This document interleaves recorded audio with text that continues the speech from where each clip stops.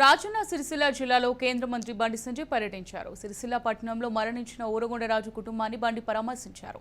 ఈ క్రమంలోనే గత ప్రభుత్వం ప్రస్తుత కాంగ్రెస్ ప్రభుత్వంపై నిప్పులు చెరిగారు. నేత కార్మికుల కరెంటు బిల్లుల విషయంలో గతంలో బీఆర్ఎస్ ఇప్పుడు కాంగ్రెస్ మోసం చేశాయన్నారు. ప్రభుత్వానికి మేము సలహాలిస్తే అనవసరంగా నిందలు మోపుతున్నారని ఫైర్ అయ్యారు.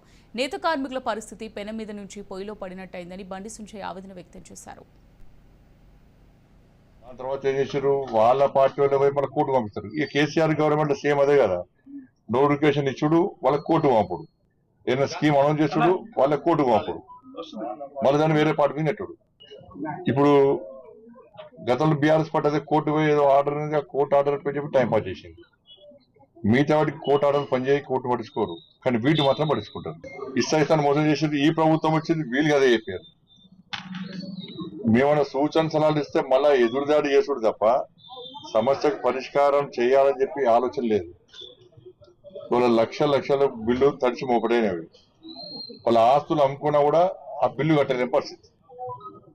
ఇప్పటికే పనులు లేక ఇబ్బంది పడుతున్నారు, అప్పుల పాలే ఆత్మహత్యలు చేసుకుంటున్నారు.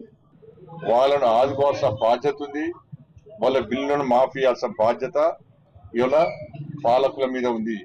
దీనికి మళ్ళా తిట్టి విమర్శలు చేసే ప్రయత్నం చేయకండి. సమస్యకు పరిష్కారం కావాలి, పరిష్కారం చూపడాల్సిన బాధ్యత ఉంది. ఇప్పటికే నేత కార్మికులందరూ కూడా అతను మొత్తం వాళ్ళ బతుకులే ఆగమైపోయినాయి. ఇప్పటికీ ఈ విషయంలో అవసరం వస్తే రాష్ట్ర ముఖ్యమంత్రి గారు కూడా లెక్క రాస్తున్నారు.